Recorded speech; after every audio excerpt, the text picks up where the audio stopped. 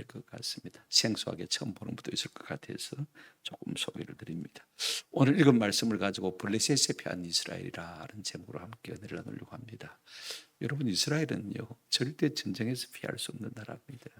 그런데 우리가 성경에 보면 이스라엘이 피한 기록이 참 많이 나오는 것을 볼 수가 있습니다.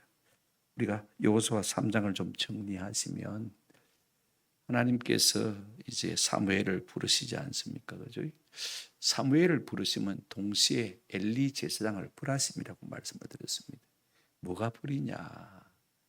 하나님의 말씀과 이상을 주지 않는 것입니다. 그죠? 그게 불입니다. 또 하나는 뭐죠? 하나님께서 스스로 위의 질서를 무시하시고 대제사장인 엘리 제사장을 분리함에도 불구하고 누구를 부르셨습니까? 사무엘을 부르신 것을 볼 수가 있습니다. 그게 엘리 제사장에는 불인 것입니다. 그리고는 계속해서 하나님께서 사무엘에게만 말씀하십니다. 사무엘에게만 말씀을 주시니까 사무엘이 점점 존귀한 자가 되었다, 그 말입니다. 하나님께서 사무엘에게 무슨 말씀을 주셨습니까? 하나님의 사람 이 엘리 제사장에 전한 말씀을 그대로 전하면서 이제는 하나님께서 사무엘에게 뭐라고 말씀하셨냐면 내가 맹시하여 그랬습니다. 전에는 맹시 안 했거든요. 그죠? 그 다음에 영원히 어떤 제사나 예배나 제물로도 죄사함을 받지 못할 것이다. 맹시하여 영원히란 말이 참 중요합니다. 이렇게 하나님께서 사무엘에게 말씀을 주시니 사무엘이 점점 존귀하게 되어졌죠. 4장 1절 상반절 보시면 사무엘의 말이 온 이스라엘에 전파되니라. 그렇죠. 자, 그럼 이제 사무엘이 어린 사무엘이 이제 나이가 들면서요. 점점 이 엘리 제사장의 직위를 갖추어가야 되는 것이 맞습니다. 그런데 오늘 본문을 우리가 보게 되어지면 그 이야기가 나와야 되는데, 그죠? 어떤 이야기가 나오고 있습니까? 이스라엘과 블레셋이 싸운 전쟁 이야기가 나오고 있는 것을 볼 수가 있습니다. 겉으로 보기에는 전쟁 이야기입니다. 그죠? 그런데 실제로 그 내면을 깊이 파고 들어가 보면 하나님께서 엘리 제사장 가문을 파멸하시고 혹은 파문하시고, 그죠? 이제는 사무엘을 온 이스라엘 가운데 드러낼 준비를 하고 계시는 것을 볼 수가 있습니다. 무엇을 통해서요? 블레셋이라는 이 족속을 통해서 말입니다. 하나님께서 엘리 제사장의 가문을 이제는 파문하시는 것을 볼 수가 있습니다. 이런 전제를 가지고 우리가 4장, 5장, 6장을 앞으로 살펴볼 터인데 이런 관점에서 보면 4장, 5장, 6장이 왜 길게 그렇게 쓰였는지를 이해할 수 있을 것 같습니다. 4장에서는 이스라엘의 패배를 말하고 법궤를 빼앗기지 않습니까? 그죠? 5장에서는요, 그 빼앗긴 법궤가요, 도리어 이 블레셋 사람들의 다곤 신들을 치는 것을 볼 수가 있습니다. 6장에서는 법궤가 스스로 말입니다. 이스라엘로 돌아오는 것을 볼 수가 있습니다. 법궤가 손이 달렸습니까? 발이 달렸습니까? 하나님이 자살골을 넣으신 것 같지만은요, 결단코 그렇지 않습니다. 오히려 이것을 통해서 하나님의 공의로우심을 온 이스라엘에 드러내고 있다는 사실을 우리가 기억할 필요가 있습니다. 오늘 우리가 읽은 본문의 구조는 그렇습니다. 이스라엘이 패배하지요. 그러니까 이스라엘의 장로들이 한마디 합니다. 그죠? 그 다음에 이제 그들이 법궤를 가지고 전쟁에 나갑니다. 이게 이제 포커스가 되어지죠. 그 다음에 이제 블레셋 사람들이 이제 법궤가 전장에 들어오니까 그들이 한마디 합니다. 그죠? 그리고 이제 이스라엘 백성들이 패배하는 것을 우리가 볼 수가 있습니다. 접으면 C에서 딱 접히죠. 그죠?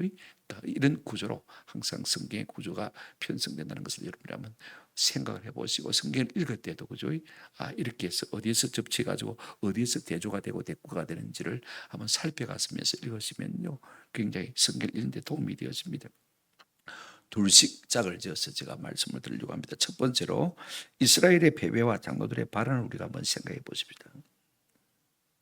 왜 이스라엘 가운데 전쟁이 일어났습니까? 아니, 누가 먼저 전쟁을 일으켰습니까? 오늘 1절 한번 보시길 바랍니다. 이스라엘은 나가서 블레셋과 사람들과 싸우려고 에벤에셀 곁에 진치고 블레셋 사람들은 아합에게 진쳤더니, 자, 누가 싸움을 일으켰죠? 누가 일으켰죠? 예. 오늘 우리가 1절을 보게 되어지면 단순히 그죠? 우리가 번역된 성경으로만 보면 이제 이스라엘이 전쟁을 일으킨 것 같이 되어 있습니다. 그죠? 그리고 실제로 넉넉대로 되어 있고 말입니다. 그죠? 그런데 이 성경을 갖다가 히브리 성경을 갖다가 헬라어로 번역한 70인역이라는 성경이 있는데 거기에 보면 이렇게 되어 있는 것을 볼 수가 있습니다. 세 번역이 그 번역을 따라서 앞으로 세 번역이 나올 겁니다만은요.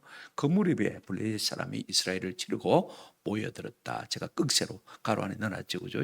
그 다음에 이스라엘 사람은 블레셋 사람과 싸우려고 나가서 에벤네셀의 진을 쳤고 블레셋 사람은 아벡의 진을 쳤다. 그랬습니다. 자, 그러면 누가 먼저 싸움을 걸은 것이죠? 블레셋 사람이 그런 것을 우리가 볼 수가 있습니다. 우리가 이렇게 보는 것이 정확하게 보는 것이다 싶은 생각이 듭니다. 왜냐하면요, 우리가 이스라엘 역사를 보게 되었으면 사사 삼손 말고 다윗 말고는요 블레셋과 먼저 전쟁을 해본 때가 없습니다. 항상 블레셋이 이스라엘을 친 것을 볼 수가 있습니다. 우리가 사사기 13장 1절에 보면 이스라엘 자손이 다시 여호와의 목전에 악을 행하였으므로 여호와께서 그들을 40년 동안 블레셋 사람의 손에 마시니라 넘겨주시더라. 하나님이요 항상 블레셋을 통해서 불순종하는 이스라엘을 징계하신 것을 우리가 볼 수가 있습니다. 그러니까 우리가 성경에 나온 대로 하나님은 이 블레셋을 사람 막대기고요 인생 채찍으로 삼으신 것을 볼 수가 있습니다. 여러분, 우리가 하나님 앞에 불순종하면요 멀리 있는 사람이 아닙니다. 내게 가까이 있는 사람이 항상 고통을 주고 상처를 주는 것을 볼 수가 있습니다. 그러면 그 사람하고 원수 삼으면 안 돼요. 그게 성도의 원리입니다.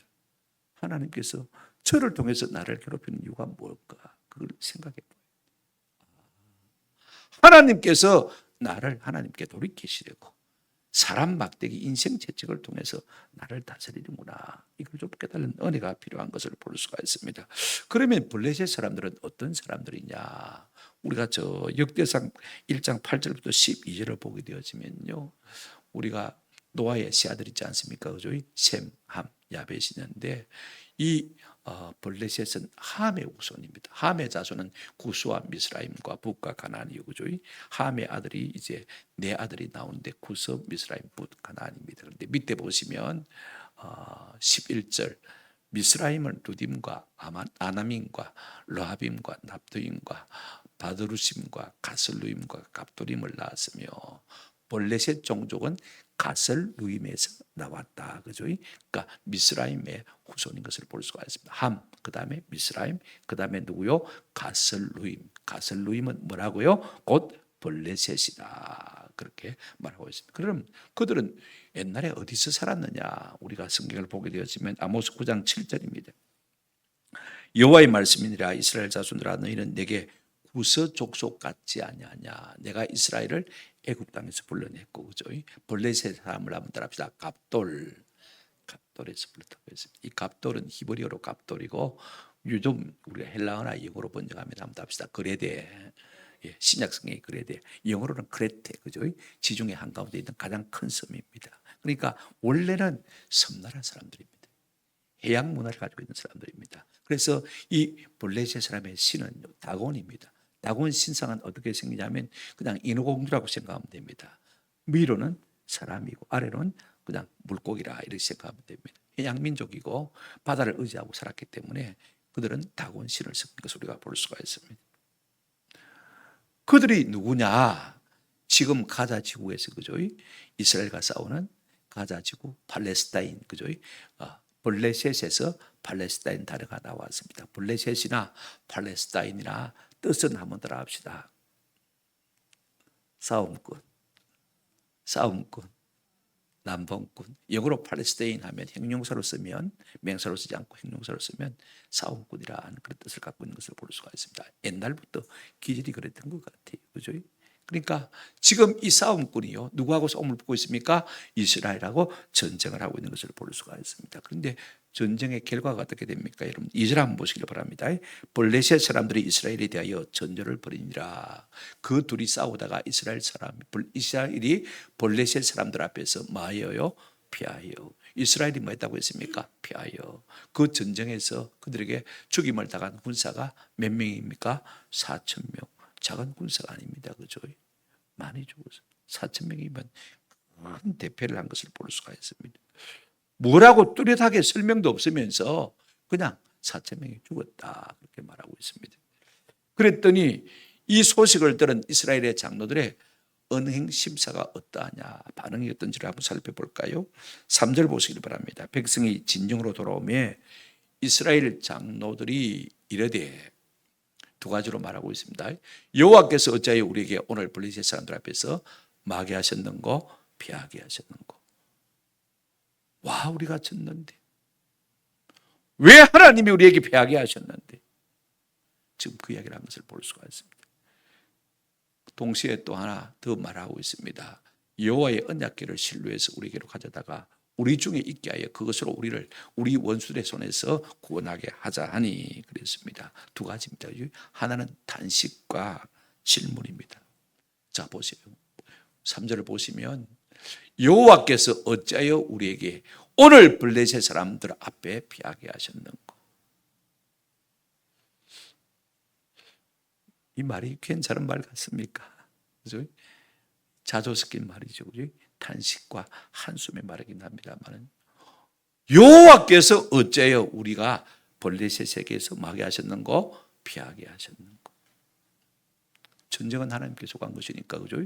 하나님이 손을 들어줘야 이기는 것이지 손을 안 들어주면 질 수밖에 없는 것입니다. 그러니까 하나님께서 피하게 하실 건 맞습니다. 그죠? 자, 여러분, 그렇다면 우리가 어떻게 되겠습니까? 우리가 여호수아를 새벽에 묵상하고 있습니다만, 이스라엘 백성들이 아이성을 치다가 실패했습니다. 36명이 전사라고 말하죠. 여호수아 6장을 보게 되었으면요, 그때 여호수아와 장로들이 여호와의 궤 앞에, 그죠? 성전에 올라가서, 성막에 올라가서 낮 종일 동안 머리에 티끌을 들러쓰고 울고 하나님 앞에 입을 열지를 못합니다. 저녁이 되었어야 비로소 그들 일어난 사람, 도대체 무슨 일로 말미암아 우리에게 실패가 있었습니까? 라고 물었습니다. 그때 하나님께서 가르쳐 주셨습니다. 너희가 내 언약을 짓밟았기 때문에. 여리고성은 첫 것이고 내 것이기 때문에 그 속에 속한 것은 다 내 것이라고, 내게 바치라고 했는데, 너희 중에 누가 바친 물건을 갖다가 뭐였다? 도적질했다. 실패의 원인을 물었어요. 하나님이 뭐 해주셨습니까? 답을 가르쳐 주셨어요. 그런데 그들은 지금 여호와께서 어찌하여 우리로 블레셋 사람에게 마게 하셨다? 지게 하셨는고. 의문행어로 되어 있습니다만은요, 사실은 자조 섞인 탄식입니다. 그렇다고 해서 하나님 앞에 기도했단 말 아닙니다. 하나님, 어째서 우리가 망했습니까? 물었다는 말이 아닙니다. 그냥 탄식한 거. 물었으면 하나님이 답을 주실 것이고 대책을 주실 것인데, 지금 이스라엘의 장로들은요, 스스로 답을 생각해냈습니다. 그들의 답이 무엇입니까? 보실까요?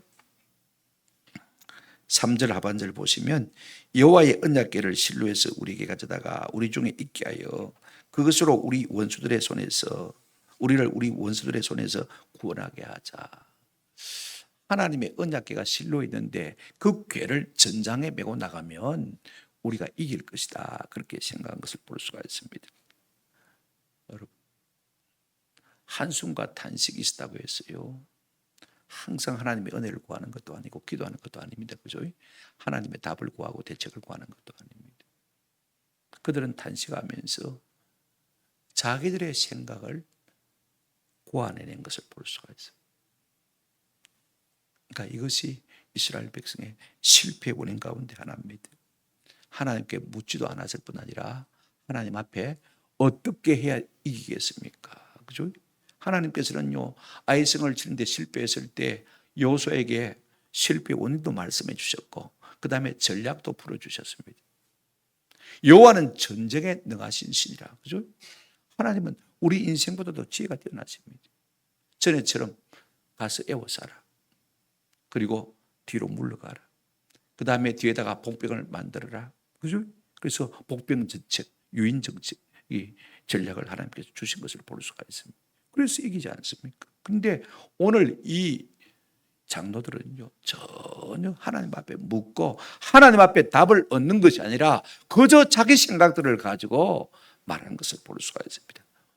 뭘 어떻게 하자고 했습니까? 하나님의 법궤를 가지고 오면 하나님이 그곳에 계시니까 그곳에 계신 하나님께서 우리와 같이 싸우시면 우리가 이길 것이다.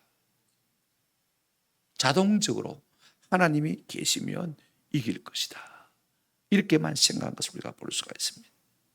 그러니까 쉽게 말하면 뭐냐면요, 성물을 미신처럼 의지한 것을 볼 수가 있습니다. 중세 때 십자가군들 있었죠, 그죠? 예수 이름으로 그죠? 십자가 길을 앞세우고 무슬림을 치기 위해서 전쟁에 여러 번 원정을 갔습니다만 결과는 대패하고 말았습니다. 십자가를 앞세우고 간다고 해서, 성물을 앞세우고 간다고 해서 이긴 것이 아닙니다. 문제는 뭐냐? 하나님 앞에 묻고 하나님의 대책을 강구하고 하나님이 주신 전략을 가지고 싸워 이겨야 되는데, 그것도 전혀 없이 사람 생각만 가지고 이기려고 하는 것을 볼 수가 있습니다. 저들이 생각하지 못한 것이 무엇이냐? 성물이 중요한 게 아닙니다. 한번 들합시다. 하나님과의 관계입니다. 하나님과의 관계는 절대적으로 말씀에 대한 순종에 달려 있습니다. 맞습니까? 지가 아무리 맛있는 거 사줘도요, 내 말 순종하지 않는 사람은 별 볼 일 없습니다. 헛돈 쓰는 것이죠. 그죠? 차라리 말 한마디 잘 들어주는 그것이요, 내가 더 사주고 싶은 사람이 되어지고 더 주고 싶은 사람이 되어지고 더 복주고 싶은 사람이 되어지는 것을 우리가 기억할 필요가 있습니다. 하나님의 이름을 도용한다고 해서 이기는 것이 아닙니다. 하나님이 원하시는 관계가 무엇입니까? 내게 순종하는 것입니다. 나를 사랑하는 것입니다.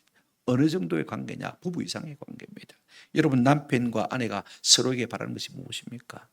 다른 남자 여자한테 눈 주지 마라, 그죠? 엉뚱한 생각하지 마라, 이거 아닙니까? 남자도요, 아내가 다른 남자에게 눈 주면 눈가락 뒤집어집니다, 그죠? 질투합니다. 그렇지 않습니까? 하나님도 뭐라고 말씀하고 있습니까? 네 마음을 다하고 네 뜻을 다하고 네 정성을 다하고 네 힘을 다하여 네 하나님 여호와를 말아 사랑하라고 했어요. 이게 중요합니다. 근데 지금 이스라엘 백성은요, 사사시대 말기니까 하나님을 의지한다고 하면서도 여전히 가나안 땅의 신들인 바알신, 아스타롯신, 이방신들을 여전히 함께 섬기고 있는 것을 볼 수가 있습니다. 그러면서 법궤만 가지고 전장에 나간다고 해서 하나님 따라 나가시겠습니까? 하나님 이기게 해주겠습니까? 그러면 하나님이 불의와 야합하는 것이 되어지지 않겠습니까?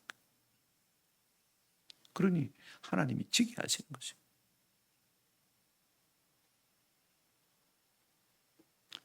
그래서 그들이 어떻게 합니까? 두 번째로 생각할 것은 이제 전장에 드디어 하나님의 궤가, 언약궤가 출현하는 것을 볼 수가 있습니다. 4절 보십시오. 그렇게 판단하고 대책을 세우자마자 즉시로 백성의 진로의 사람을 보내어 그룹 사이에 계신 만군의 여호와의 언약궤를 거기서 가져왔고, 엘리의 두 아들 홈리와 비나스는 하나님의 언약궤와 함께 거기에 있었더라. 거기 어디냐면 전장을 말합니다. 이스라엘 진영에 이제 언약궤를 메고 두 제사장이 거기 서 있더라, 그 말인 것을 볼 수가 있습니다. 여러분, 언약궤가 뭐냐면요, 우리나라에 옛날에 시집 갈 때, 그죠, 여자분들이 타고 가던 가마 있습니까? 가마 보신 적 있는지 모르겠는데 거기는 요강단지 하나만 넣죠, 그죠? 가다가 남자들이 가마를 메야 되니까 오줌도 그 안에 쓰는 거고, 그죠? 제가 실제로 들었습니다. 시골에서 가마 타고 시집 온 분들이 그 이야기를 해주더라고요. 근데 이 가마보다 조금 적어요. 길이가 얼마냐? 113cm, 폭간 높이가 68cm니까 가마보다는 좀 적죠. 우리가 적어도 한 1m는 높이가 돼야, 그죠? 사람이 들어가서 앉을 수가 있지 않겠습니까? 그죠? 쪼그려 앉을 수가 있는데 우리나라 가마보다는 좀 작다. 거기에 뭐가 들어있습니까? 우리가 잘 아는 대로 만나 항아리, 그죠? 아론의 쌍난 지팡이, 그 다음에 하나님께서 모세에게 주신 십계명 두 돌판이 들어있다는 것을 우리가 잘 알고 있습니다. 물론 갈수록 이제 십계명 두 돌판밖에 없었습니다만은요. 근데 지금 오늘 이 장로들이 하는 말이 조금 특이합니다. 보십시오. 4절을 보시면요. 이렇게 하나님에 대해서 말하고 있는 것을 볼 수가 있습니다. 그룹 사이에 계신 만군의 여호와의 언약궤, 빨간 걸로 이렇게 표시했는데 한번 보시기 바랍니다. 하나님을 어떻게 생각하고 있냐면 그룹 사이에 계신 만군의 여호와다 이렇게 표현하고 있습니다. 그룹이 뭐죠? 여러분 날개 편 뭘 말합니까? 천사, 그죠? 천사를 말합니다. 이제 우리가 지성소 안에 들어가게 되지면요, 이제 두 그룹, 두 천사가 날개를 탁 마주 펴고 있습니다. 그 아래 뭐가 있습니까? 법궤가 있는데 그 법궤 속에 하나님이 임재하신다. 이스라엘 백성들은 그렇게 생각하고 있었습니다. 그러니까 그룹 사이에 계신 만군의 여호와의 언약궤 이렇게 표현하고 있는 것을 볼 수가 있습니다. 그러면서 그들은 뭐라고 표현하느냐면요, 한번 따라합시다. 만군의 여호와. 만군의 여호와란 말은요, 모든 군대 하나님이라 그 말이죠, 그죠?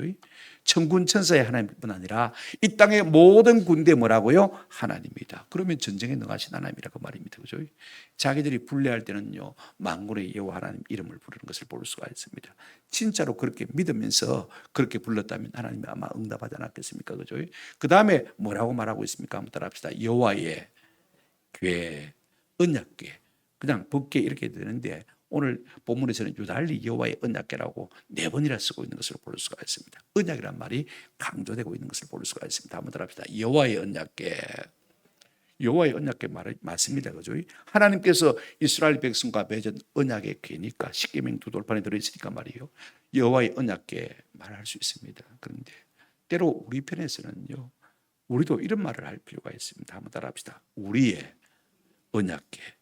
하나님께서 우리에게 지키라고 주신 것이니까 우리의 언약궤라고 표현해도 여러분 틀린 말이 아닌데, 항상 성경에 보면 이스라엘 백성들이 꼭 여호와의 언약궤라고 표현한 것을 볼 수가 있습니다. 여러분, 하나님은요, 왜 우리에게 율법을 주셨습니까? 신명기 10장 13절 말씀입니다. 제가 늘 강조하지 않습니까? 그죠? 같이 한번 읽어보십시오. 시작. 내가 오늘 네 행복을 위하여 네게 명하는 여호와의 명령과 규례를 지킬 것이 아니냐 그랬습니다. 여러분, 하나님의 언약은요, 우리에게 짐을 지우려고, 우리를 올가매려고 그죠? 주신 율법이 결단코 아닙니다. 한번 더 합시다. 우리의 행복을 위하여. 네가 잘 되도록 토부란 말입니다. 그죠? 행복이란 말은 이게 토부란 말인데, 네가 잘 되도록 하기 위해서 내가 이 법을 준 것이다. 그 말씀인 것입니다. 그러므로 우리가 하나님의 말씀대로 살면, 이것을 우리의 언약으로 받고 우리가 순종하면 우리가 행복할 것이요. 한번 더 합시다. 우리가 잘 될 것입니다. 그래서 그들이 이 언약궤를 메고 전장에 나가게 됩니다. 그러면 엘리 제사장은 이 언약궤를 메고 두 아들 홈리와 비나하스가 전쟁에 나가는 것을 동의했을까? 흔쾌히 수락했을까? 그래야 이기지. 그랬을까? 그죠? 그렇지 않은 것 같습니다. 자, 성경 한번 보실까요? 우리가 다음 시간에 읽을 것입니다만은 13절 한번 보시길 바랍니다. 13절. 그가 이럴 때 엘리가 길 옆 자기의 의자에 앉아 기다리며 그의 마음이 하나님의 궤로 말미암아 한번 따라합시다. 떨릴 점이라. 두 아들이 그죠? 제사장이니까 당연히 제사장이 언약궤를 메야 되니까 그죠? 하나님의 궤를 전장에 메고 나갔는데 이 엘리 제사장은 영적으로 어두운 사람이지만은요, 궤를 전장에 메고 나가야 되는 것이 아닌 것을 알고 있는 사람. 그런데 백성 다수가 뭐라고 했습니까? 그것도 장로들이 메고 나가면 우리가 이길 것이다. 어쩔 수 없이 내버린 거예요. 그러니까 그 마음이 뭡니까? 불안합니다. 그 마음이 떨리고 있는 거예요. 그러니까 엘리 제사장은 영적인 눈이 어두웠지만은요, 그 정도는 알고 있는 사람인 것을 볼 수가 있습니다. 여러분, 우리가 불리하다고 해서 하나님의 궤를 우리의 필요한 처소에 갖다 놓을 수 있습니까? 성경에 그런 거 없습니다. 우리가 신명기를 가만히 눈을 닦고 보시면요, 12장 5절 11절 보시면 여호와의 궤는요, 이스라엘 백성 전체가 움직이기 전에는요 절대로 움직이지 않습니다. 이걸 우리가 아셔야 돼요. 누구 한 사람, 누구 어떤 그룹이 필요하니까, 유익하니까, 오면 도움이 되니까 모셔갈 수 있는 게 아닙니다. 대신에 한번 따라합시다. 이스라엘 백성이 가야 합니다. 우리가 신명기 12장 전체를 한번 여러분 읽어보시고요, 하나님이 그 이름을 두시려고 택하신 그곳에 너희가 뭐해라? 나아가라고 했습니다. 아멘. 자기들이 실로에 가서 하나님 앞에 울고 불고 하나님의 도우심을 구해야 될 텐데 하나님의 기회를 갖다가 어떻게 했다고요? 자기들의 필요에 의해서 미신적인 생각을 가지고 어떻게 했단 말입니까? 그 궤를 메고 하나님의 전장에 나갔다고 그랬습니다. 하나님 왜 이걸 허용하셨을까? 막을 수도 있습니다. 그죠? 얼마든지 진노를 통해서 막으실 수도 있습니다. 하나님 허락하셨어요. 왜 그럴까요? 자, 언약궤가 전장에 나가야 누가 전장에 나갈 수가 있습니까? 두 제사장 홈리와 비나스가 전장에 나갈 수가 있어요. 그들은 제사장이기 때문에 100번, 1000번 전쟁이 일어나도요 전장에 나가는 법이 없습니다. 그런데 하나님의 궤 언약궤가 전장에 나가야 되니까 어쩔 수 없이 제사장이 언약궤를 메야 되거든요. 그죠? 아무나 멜 수 없잖아요. 그러니까 어쩔 수 없이 전장에 나가는 것이거든요. 이로 말미암아 그들이 전사하게 된 근본적인 원인이 되어지는 것을 볼 수가 있어요. 하나님은요 그들을 이미 멸하시기로 작정하시고 이 모든 일을 허용하신 것을 우리가 볼 수가 있습니다. 그래서 결과적으로 11절 보시면 하나님에게는 빼앗겼고 엘리의 두 아들 홈리와 비나스는 뭐했더라? 죽임을 당하였더라 그랬습니다. 하나님은 이미 말씀하신 대로, 그죠? 맹세하고 말씀하신 대로 지난 시간에 우리가 생각했죠, 그죠? 하나님께서 그 일을 이루시기 위해서 장로들의 입을 통해서, 그죠? 그들로 하여금 언약궤를 메고 전장에 나가고 한 것을 볼 수가 있습니다. 그때 이스라엘 백성의 반응이 뭐냐? 5절 보시면 여호와의 언약궤가 진영에 들어올 때 온 이스라엘이 큰 소리로 외치며 땅이 울린지라. 궤가 온다고 무슨 별수가 있는 것 아닌데 그들도 똑같이 하나님을 미신처럼 믿고 있었던 것을 볼 수가 있습니다. 하나님과의 관계가 바로 돼야 하나님이 복을 주실 텐데 궤만 오면 우리가 이길 수 있다고 착각을 하는 것을 우리가 볼 수가 있습니다. 여러분, 하나님은요 만으로 여김을 받지 않는 분입니다. 우리가 갈라디아서 6장 7절 말씀을 잘 압니다마는 스스로 속이지 말라. 하나님은 없인 여김을 받지 아니하시나니. 옛날 성경엔 만으로 여김을 받지 않는다 그랬습니다. 그렇죠? 하나님은 절대로 속지 않는 하나님이십니다. 우리가 순종하지 않는데 복을 주실 리가 만무한 것입니다. 그러고도 하나님이 복을 주신다면 하나님이 공범자가 되어지는 것입니다. 그 악에 대해서 말입니다. 그렇지 않습니까? 공의로우신 하나님이 절대로 그렇게 하실 수 없습니다. 그것이 하나님의 성품인 것입니다. 자, 이제 마지막으로 우리가 블레셋의 반응과 이스라엘의 패배를 한번 생각해 보았으면 좋겠습니다. 이제 하나님의 궤가 이스라엘 진영에 들어오자 이스라엘 진영 가운데서요 큰 진동이 있었습니다. 그러니까 블레셋 사람이요 멈칫했습니다. 뭔데? 무슨 일이 일어났는데? 궁금할 수밖에 없죠. 6절 보실까요? 블레셋 사람이 그 외치는 소리를 듣고 이르되 히브리 진영에서 큰 소리로 외치면 어찌 됩니냐 하다가 여호와의 궤가 진영에 들어온 줄을 만이라 깨달으니라. 다들 스파이가 있으니까 말입니다. 야, 빨리 가서 확인해봐. 그랬더니 하나님의 궤를 진영에 메고 들어온 것으로 인해서 이스라엘 백성들이 이제 사기가 충돌해진 것을 볼 수가 있습니다. 그래서 그런다 하고 지금 이제 정보 참모가 그죠? 보고를 했겠죠. 그래서 그들이 바짝 긴장합니다. 하나님의 신이 그들 가운데 들어왔다고.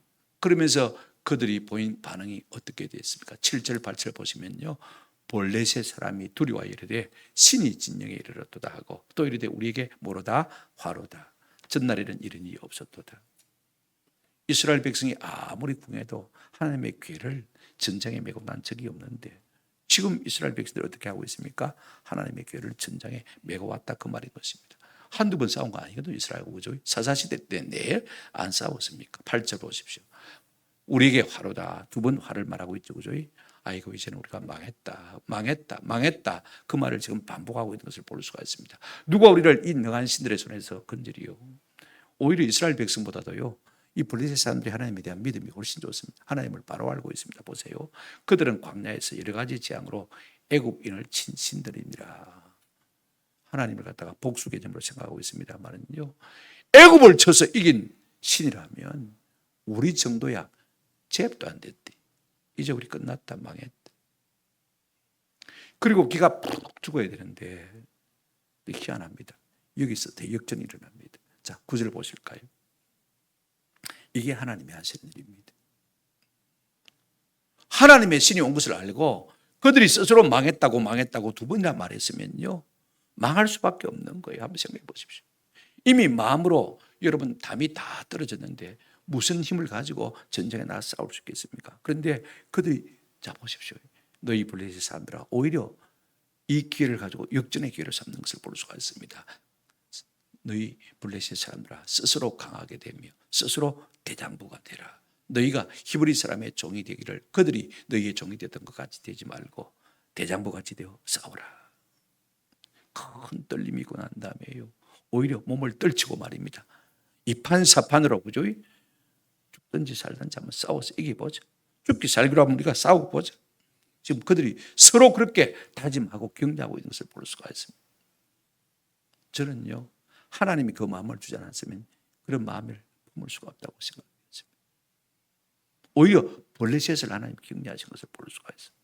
무엇 때문에요? 하나님이 맹세하고 영원히 저주하기라고 한 이 엘리 가문을 파하시기 위해서 이 블레셋이라는 군대를 동원한 것을 우리가 볼 수가 있습니다. 그 결과가 어떻게 되어집니까? 10절 11절, 블레셋 사람들이 쳤더니 이스라엘이 피하여 각기 장막으로 도망하였고 살육이 심히 커서 이스라엘 보병에 엎드려진 자가 몇만 명이나 되었습니까? 3만 명. 앞에는 4천 명이 죽었는데 하나님의 괴를 메고 나갔음에도 불구하고 그 10배나 더 많이 전사를 했습니다. 이것이 우리에게 말해주는 것이 무엇입니까? 미신적인지라 아무 도움이 안 된다는 것입니다. 오히려 더 큰 화근이 된다고 말씀인 것입니다. 언약궤만 메고 나가면 자동적으로 하나님이 개입하실 것이라. 천만에요. 하나님은 인격적인 하나님이십니다. 기계적인 하나님이 아니십니다. 아멘. 내가 하나님과의 관계를 바로 맺으면요, 하나님은 어떻게든지 우리를 도와주려고 하지만은요, 내가 하나님 앞에 거듭 행하면 하나님은 어찌하든지 우리의 길을 막으려고 하시는 분입니다. 그래야 하나님께로 돌아오기 때문에 그렇습니다. 보병 3만 명이 죽었어. 앞에 4천 명이 죽었으니까 몇만이 죽었습니까? 3만 4천이 죽었습니다. 여기서 우리는 네 가지 손실, 상실을 보게 되었습니다. 첫째, 몇 명이 죽었습니까? 이스라엘 군대 3만 4천이 죽었죠. 또 누구도 죽었습니까? 홈리와 비나스도 죽었습니다. 뭐도 뺏겼습니까? 법궤도 빼앗겼습니다. 또 우리가 다음에 읽을 것입니다만은요, 이 소식을 들은 누구도 죽습니까? 엘리도 죽습니다. 그것뿐만 아닙니다. 한번 더 합시다. 실로도 망했습니다. 이건 다음에 우리 가도록 하겠습니다. 하나님의 법궤를 암치하던 성소가 있는 실로도 깡그리 망하고 만 것을 볼 수가 있습니다. 엄청난 소설인 것입니다. 아니, 한번 생각해 보십시오. 고대 전쟁은 신들의 전쟁인데 왜 하나님께서 스스로 자살골을 먹는 것입니까? 그러면 가나안 땅 사람들이 하나님을 보고 뭐라고 하겠습니까? 한번 생각해 보십시오. 어지간하면 하나님의 이름과 영광을 위해서, 그죠? 하나님이 이스라엘을 도우시고 복 주시는 것이 마땅하지 않겠습니까? 그때 하나님의 계산은 달랐습니다. 내 이름이 먹칠을 당한다 할지라도 이 이스라엘 백성의 버릇을 고쳐놓고 싶은 것입니다. 너희가 불의를 여전히 행하면서 내게 은혜를 입으려고 한다는 것은 도무지 가당치 않은 생각이라는 것입니다. 이스라엘이 여전히 불의함에도 불구하고 하나님이 감싸고 돈다면 말입니다. 하나님은 그 불의의 공범입니다. 그죠? 동조자가 되고 마는 것을 볼 수가 있습니다. 하나님은 절대로 우리의 불의에 이용당하시는 하나님이 아니십니다. 눈에 보이는 언약궤가 중요한 것이 아니라 한번 합시다. 하나님께 대한 순종이 중요합니다. 여러분, 순종 없는 믿음은요, 미신에 불과한 것입니다. 종교적인 행세, 그죠? 믿음 없고 순종 없는데 그렇게 하는 것은요, 미신에 불과한 것입니다. 말씀을 맺습니다. 왜 이스라엘과 블레셋 사이에 전쟁이 일어났습니까? 우리가 3장과 4장을 연결해서 생각하면요, 하나님께서 하나님의 사람을 통해서 엘리 제사장에도 말씀하셨고 또 사무엘을 통해서도 맹세하시며 또 영원히 그렇게 하시겠다고 약속하신 바를 이루기 위해서요, 하나님께서 블레셋을 들어 사용하신 것입니다. 인생 채찍과 사람 막대기로 삼으신 것을 볼 수가 있습니다. 그걸로 끝이 아닙니다. 한번 따라합시다. 사무엘을 세우시기 위함입니다. 엘리 가문을 파멸하시고, 그죠? 이제는 사무엘을 세우시기 위해서 우리가 앞으로 살펴볼 게 될 것입니다만은, 하나님이 사울 왕가를 폐하시고 다윗 왕가를 세우실 때도 우리가 저 사무엘상 28장 정도 넘어가서 보시면 6절에 하나님께서 아예 사울에게요, 말씀을 하자는 것을 볼 수가 있습니다. 자, 보세요. 사울이 여호와께 묻자오되 여호와께 꿈으로도 우림으로도 선자로도 그에게, 여호와께서 꿈으로도 우림으로도 선자로도 그에게 마자네 하셨다. 하나님 앞에 물으려고 애를 쓰는데 하나님이 마음이 틀어지신 거예요. 이미 하나님께서 사울에게서 떠나신 것입니다. 그래서 하나님이 말씀하지 않습니다. 그러니까 나중에는요, 점쟁이한테 찾아가가지고 하나님의 뜻을 묻지 않습니까? 결국 그것이 확인이 되어지고 블레셋에 의해서 사울 왕 가문이 멸족되는 것을 우리가 볼 수가 있습니다. 그리고 하나님께서 다윗을 들어 이제 다윗 왕국을 세우신 것을 볼 수가 있습니다. 이 원리와 똑같습니다. 하나님께서 엘리 가문을 파멸하시고, 그죠? 사울의 가문을 세우시기, 사무엘의 가문을 세우시기 위해서 이렇게 블레셋을 통해서 일하신 것을 우리가 볼 수가 있습니다. 오늘도 이제 우리가 현실적으로 말입니다, 그죠? 이스라엘 땅에 이 가자 지구 블레셋 사람들하고, 지금도 그들이 여전히 블레셋 사람입니다. 우리가 지금은 팔레스타인이라고 부르지만은, 그죠? 여전히 그들이 다 블레셋 후손들이거든요. 전쟁을 하고 있지 않습니까? 전쟁은 하나님께 속한 것이기 때문에 제가 이스라엘이 이긴다, 블레셋이 이긴다 말할 수는 없습니다. 누가 하나님 편에 서 있느냐가 중요한 것이죠. 이스라엘이 예수를 또 메시아이심을 승부하고 하나님께로 돌아오기만 하면, 그죠? 그들을 중동에서 강하게 세울 것이지만은, 그렇지 않냐면 하나님께서 계속 누르시겠죠. 결국은 이 블레셋이 무엇 때문에 이스라엘을 둘러싸고 있던 것입니다. 제가 설교 준비하면서 원래 얼굴은 지난주에 제가 보니까, 제가 메모를 해둔데 보니까 현재 이스라엘과 팔레스타인 분쟁의 역사를 간단히 소개할 것 이렇게 써놨더라. 근데 저는 TV를 안 보니까 모아보려니까 힘이 들어요. 설교 준비하는 시간보다 그게 더 많이 걸리겠더라고. 일일이 다 검색해 보려면. 그래서 막 포기하고 말았습니다. 여러분이 더 잘하니까, 그죠? 이제 뭐 헤즈볼라하고, 그죠? 레바논 헤즈볼라하고 전쟁이 확전되고 하고 있습니다만은요, 누가 싸워서 이길 것이냐? 하나님만 아십니다. 한번 따라합시다. 전쟁은 하나님께 속한 것입니다. 누가 하나님의 편이 되느냐가 중요한 것입니다. 이게 참 중요합니다. 우리가 하나님께서 사무엘을 세우시면서 여러분 성경 한번 마지막으로 읽고 마치고 잠시 기도하도록 하겠습니다. 7장 3절입니다. 우리가 승리하는 비결은 다른 데 있지 않습니다. 이제 하나님께서 자살골을 먹으시고, 그죠? 스스로 벗개를 뭐 했습니까? 뺏겼습니다. 그래서 이제 블레셋 땅에 가가지고 그 벗개가 다곤신을 칩니다. 치니까 괴로우니까 이스라엘 이 블레셋 사람들이 새술에다가 실어가지고 벗개를 이스라엘로 돌려보냅니다. 하나님이 스스로 귀환하신 것을 우리가 볼 수가 있습니다. 그리고 이제 엘리 가문은 망하고, 그죠? 이제 사무엘이 등극하면서 7장 3절 말씀이 제일 먼저 나오는데 이렇게 말하고 있습니다. 뭐라고 말하고 있습니까? 사무엘이 이스라엘 온 족속에게 말하이르되 만일 네가 전심으로 여호와께 돌아오려거든 이방 신들과 아스타롯을 너희 중에서 마고 제거하고 너희 마음을 여호와께로 향하여 그만을 섬기라. 그리하면 너희를 블레셋 사람의 손에서 마시리라, 건져내시리라. 우리가요, 나를 지르는 가시와 같은 사람 내가 대적하면 못 이깁니다. 맞습니까?